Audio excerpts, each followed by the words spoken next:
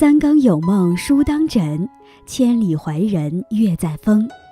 大家好，这里是深夜读书，每晚陪伴你。活在这个世上是一种责任，不是因为执着，而是因为值得。不愧于心，不愧于己。人生如河，苦是转弯；人生如夜，苦是漂泊；人生如戏，苦是相遇、思量和抉择，得到和失去，要拿得起，要放得下。今天叶安将和大家分享的题目是：当你感到太累了，就换个活法。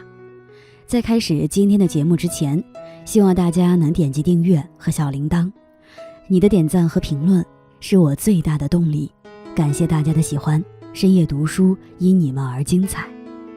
生活中经常会听到有人抱怨命运的不公，生活的劳累。活着确实很累，有着各种各样的烦恼，但很多时候抱怨毫无意义。有句话说，30载弹指一挥间，60秋追忆一瞬间。人生不过短短几十年，转瞬即逝，有什么值得我们浪费时间去伤春悲秋呢？正所谓境随心转，你的心态决定了你的状态。如果你累了，那就换一种活法吧。一条路走不通就拐弯。人生的道路并不是每条都畅通无阻，总会有难以逾越的坎坷妨碍你前行。很多时候不撞南墙不回头，只会让你头破血流。遇到走不通的路时，为什么不拐个弯试试看呢？看过一个小故事，从前有一位农夫，一家人住在山脚下，依靠放牛为生，需要经常去集市卖牛肉和牛奶。他们家所在的位置有2条去通向集市的路，一条就在家门前，可以直达市集，费时少，但是路上有一块巨石横在路中央，妨碍了通行。另外一条在家的后方，从这条路往集市的话，需要绕很多路，花费10几个小时。农夫一直走家后方的路去集市，但每日如此，在途中浪费的时间实在是太多了。于是农夫决定和儿子一起去移开那块巨石。然而巨石又大又坚固，几个月过去了，工程也没有多少进展。一天，儿子累了，抱怨道：我们干嘛要移走这块石头啊？农夫无奈地说：不移走能怎么办？儿子说：我们搬到巨石那边去住不就好了，比在这儿费力移石简单多了。农夫听了顿时醒悟，把家搬到了离市集很近的地方，从此过上了便利的生活。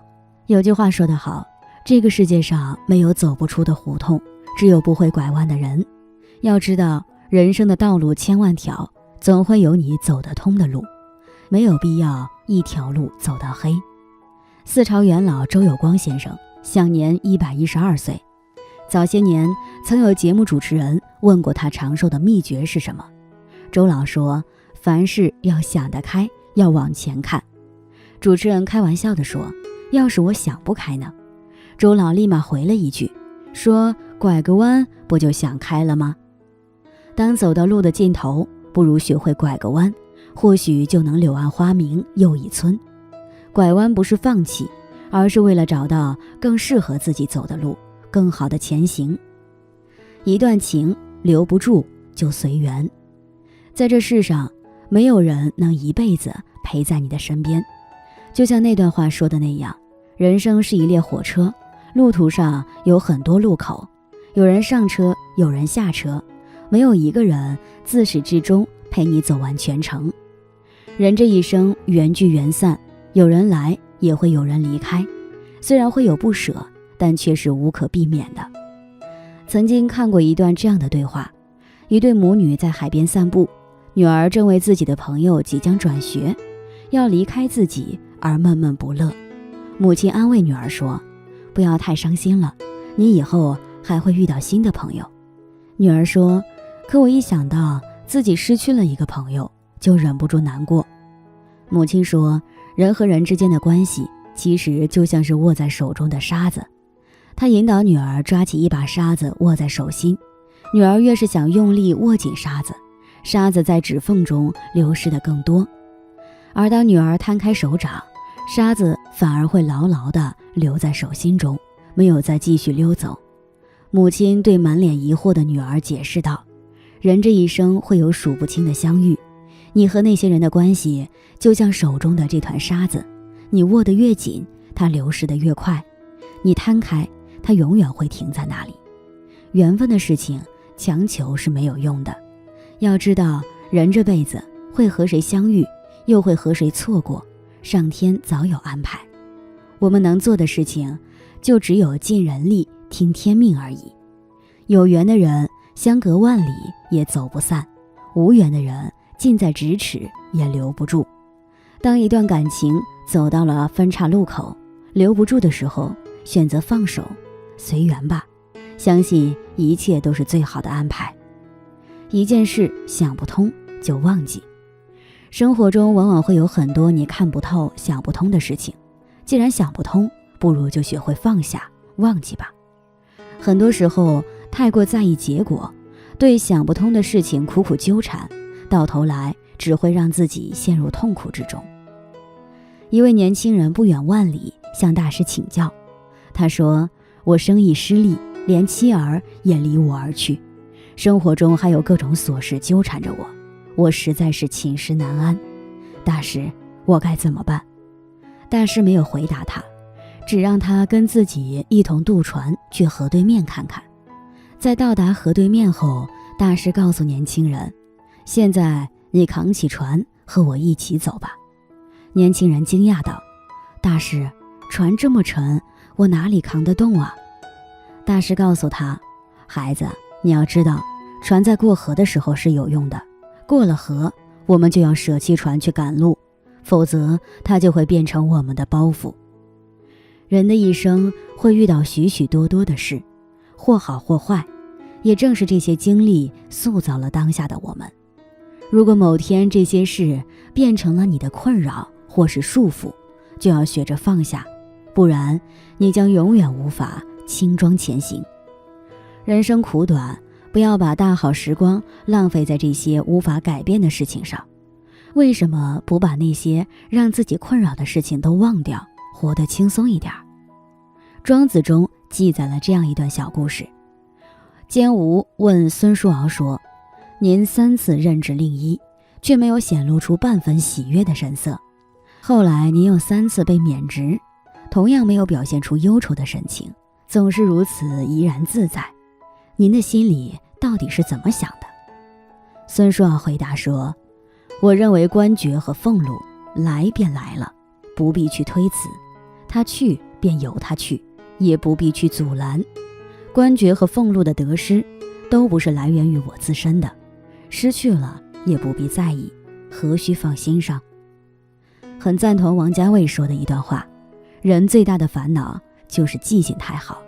如果可以忘掉所有的事，以后的每一日都是一个新的开始，这该有多开心。很多事情真的不必太纠结，过去就让它过去吧，得也好，失也罢，终将成为往事。苦苦纠缠不过是在和自己过不去，为自己平添烦恼忧愁，倒不如忘了吧。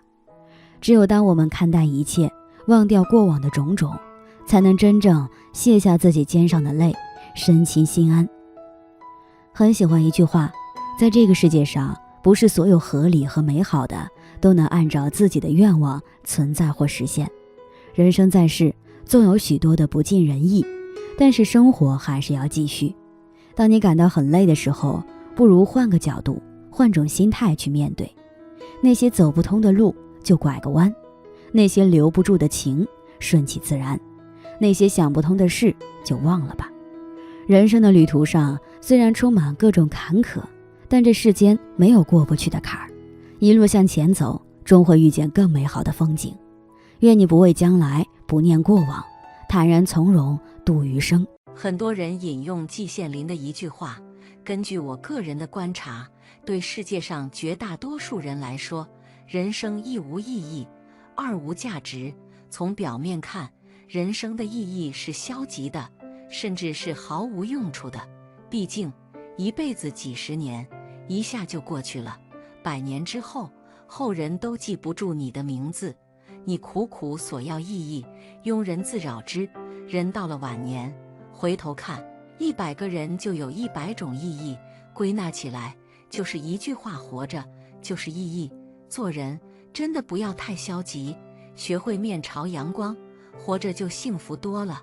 建议你在感觉人生没有意义的时候，就去做以下几件事，发现活着本身的价值。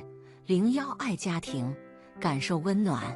有没有发现，你在外面是一根草，一粒灰尘，但是你在家里是家人的天。如果哪一天家里少了一个人，永远都回不来了，那就是天塌下来了。思想家爱默生说，家庭是父亲的王国，母亲的世界，儿童的乐园。我们赚钱、结婚、育儿、打工、开车出行、社交等，归根结底是为了有更好的家庭，而不仅仅是自己活得好一点。当你有一个像样的家庭的时候，走千万里都会被人牵挂，自己也盼望尽早回到家里来。这样的情愫真的太不可思议了。因而你好好去爱家庭，奇妙的情愫就会冒出来，人生就更有意义。足球运动员伊尼亚基，父母是从加纳逃难到西班牙的难民。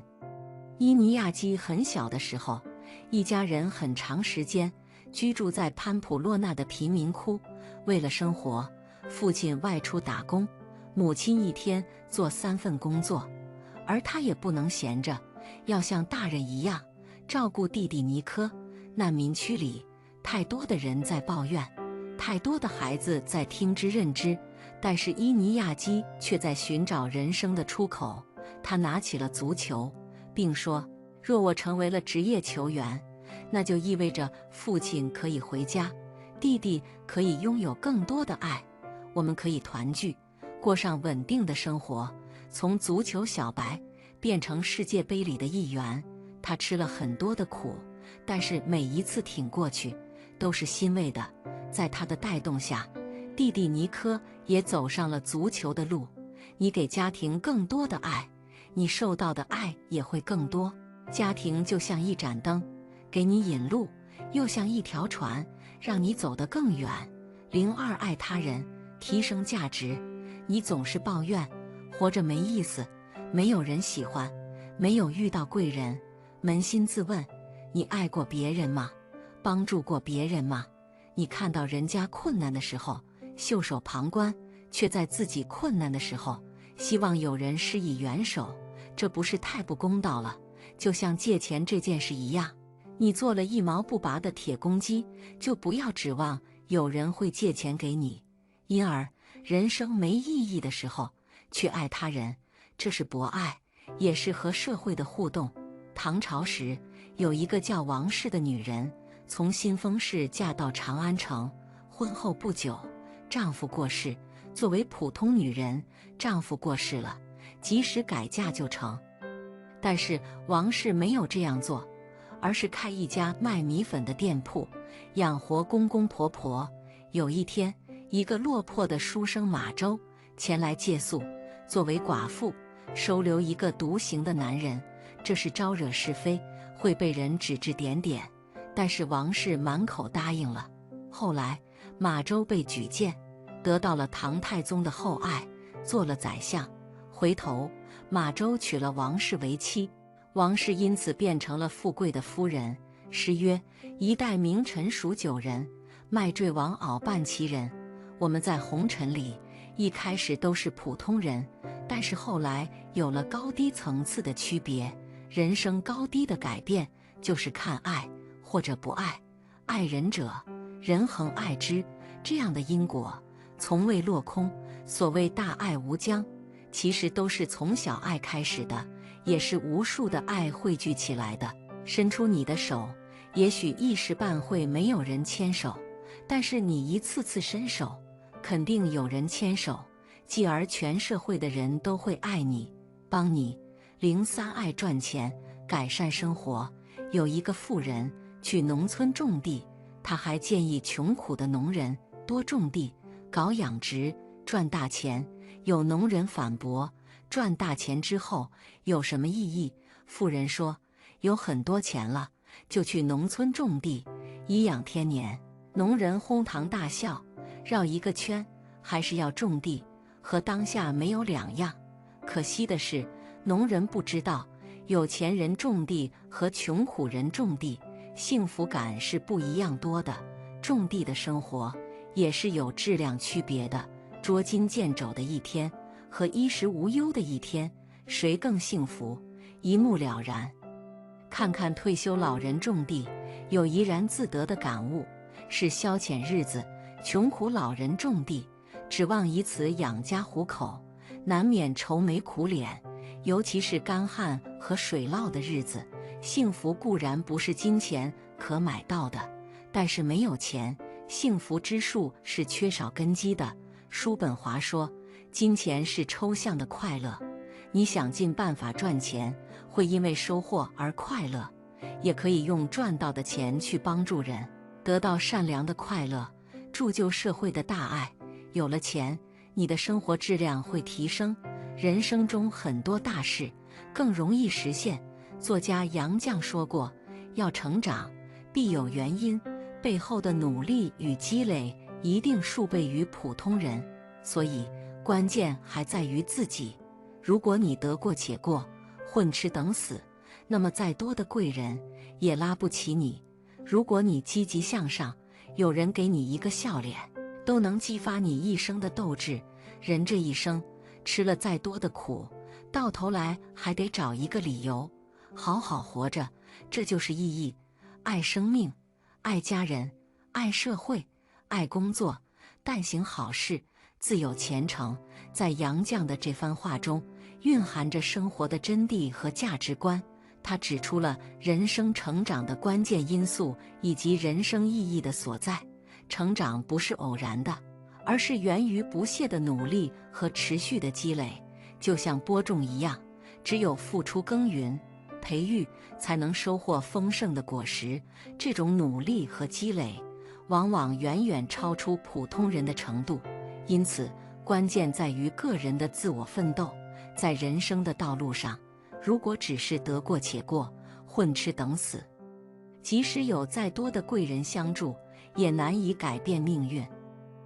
相反，如果积极向上，对生活充满热情和期待，那么即使只是一份微不足道的笑脸，也能激发内心的斗志，让人在追求梦想的道路上不断前行。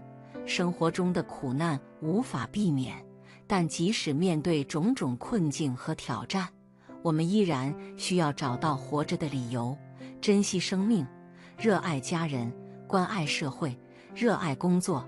正如杨绛所言，爱生命，爱家人，爱社会，爱工作，但行好事，自有前程。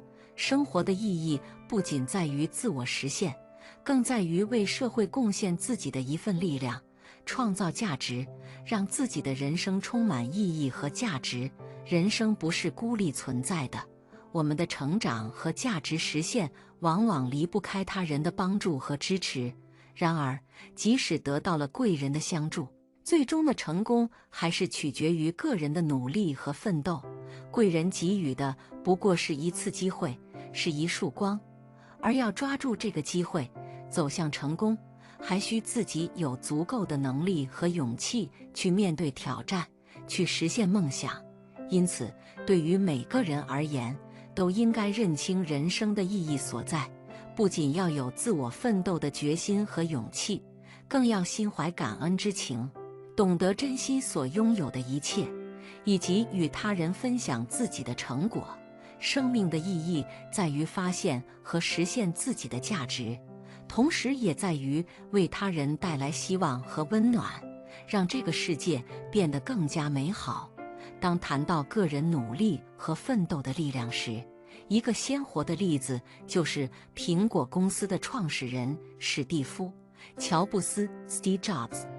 乔布斯在他的一生中面对了许多挑战和失败，但他通过不懈的努力和对自己梦想的执着追求，最终创造了不朽的成就。在20世纪70年代，乔布斯和他的合伙人史蒂夫·沃兹尼亚克一起创办了苹果公司。然而，在公司初创阶段，他们也经历了多次挫折和失败。1976年，他们推出了第一款个人电脑 Apple One， 但并没有获得预期的成功。然而，乔布斯并没有因此气馁，而是继续不断地改进和创新。在随后的几年里，乔布斯领导苹果公司推出了一系列划时代的产品，如 Macintosh 电脑、iPod、iPhone 和 iPad 等，彻底改变了人们的生活方式和科技产业的格局。这些产品的成功不仅带来了巨大的商业利润，更让苹果成为了世界上最具影响力和价值的科技公司之一。乔布斯的成功并非来自于天赋或运气，而是源自于他对自己梦想的坚持和不懈的努力。他的故事告诉我们，即使面对再多的困难和挑战，只要心怀梦想，坚持不懈的努力奋斗，就能创造出属于自己的辉煌。另外一个典型的例子就是马云，阿里巴巴集团的创始人之一。马云出生于中国浙江省的一个普通家庭，年轻时曾多次经历失败和挫折。他曾参加过多次考试，但都未能如愿以偿，甚至连大学都多次失败。然而，他并没有放弃，而是不断地努力学习和尝试。在1999年，马云创办了阿里巴巴集团，当时只是一个小型的 B2B 电子商务平台。然而，凭借着他的坚持和创新精神，阿里巴巴逐渐发展成为了世界上最大的电子商务和零售企业之一。阿里巴巴的成功不仅改变了中国商业界的格局，也让马云成为了全球范围内的商业领袖。马云的成功之路并不平坦，他曾面临着种种挑战和困难，但他始终保持着乐观向上的心态，勇于创新和突破。他常常强调，一个人的成功不仅取决于个人的能力和智慧，更重要的是要有正确的心态和坚定的信念。马云的故事告诉我们，无论身处何种困境，只要拥有梦想并为之不懈努力，就一定能够创造出属于自己的成功。他的人生经历激励着无数人，成为了中国乃至全球范围内的励志典范。马云的故事生动展示了积极向上、不懈努力的精神对于成功的重要性。尽管他经历了种种挫折和失败，但他从未放弃对梦想的追求。通过坚定的信念和创新的思维，他成功创建了阿里巴巴集团，成为了商业界的领袖人物之一。马云的故事告诉我们，面对困难和挑战时，重要的不是避免失败，而是如何从失败中学习、成长，并继续前行。只有坚持不懈、积极向上，才能最终实现人生的成功与价值。今天分享到这里，如果你也喜欢这篇文章，并且让你深有感触，希望你能分享给身边的人，让我们一起在阅读中成为更好的自己。最后，在 YouTube 和 Facebook 上都能找到深夜读书哦，也期待与你的互动。感谢你的收看，我们下期再见。